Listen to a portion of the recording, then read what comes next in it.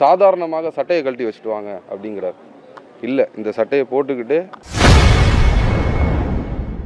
நேற்று செய்தியாளர்களை சந்தித்து பேசிய போலீஸ் டிஐஜி வருண்குமார் தன்னை பற்றி செய்தியாளர் சந்திப்பில் அவதூறாக பேசியதற்கு சீமானுக்கு தண்டனை வாங்கி தருவேன் என ஆவேசமாக கூறியுள்ளார்.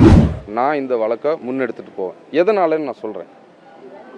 நான் இந்த சர்வீஸ்க்கு வந்தது மிகவும் ஒரு சாதாரண குடும்பத்திலேருந்து வந்தேன். என்னுடைய தகப்பன் வழி அப்பா வந்து தபால்காரர். என்னுடைய தாய் வழி அப்பா வந்து விதை வியாபாரம் செய்தவர். என்னோட 2 தாத்தாவும்.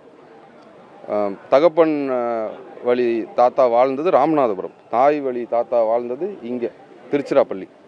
எங்கள் அப்பா இங்கே பொருளாதார பேராசிரியராக வேலை பார்த்தார். அதனால் நான் படித்தது வளர்ந்தது எல்லாம் திருச்சி.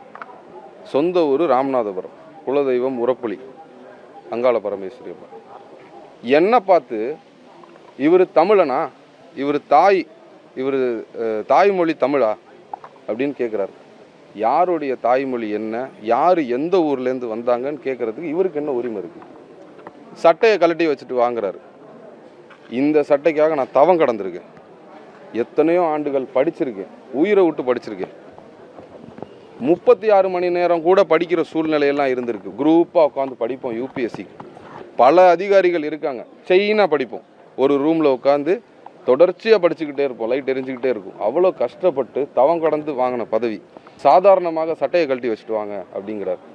இல்லை, இந்த சட்டையை போட்டுக்கிட்டு நீதிமன்றத்தை நாடி கண்டிப்பாக அவர் பேசின பேச்சுக்கு தண்டனை வாங்கி கொடுக்கணுன்றதுல உறுதியாக இருக்கேன். இந்த பழைய காலத்தில் ஒரு படம் வந்திருக்கும், நான் சின்ன பையனாக இருக்கும்போது. செய்திகளை உள்ளது உள்ளபடி தெரிந்து கொள்ள ரெஃப்ளெக்ட் நியூஸை சப்ஸ்கிரைப் பண்ணுங்க.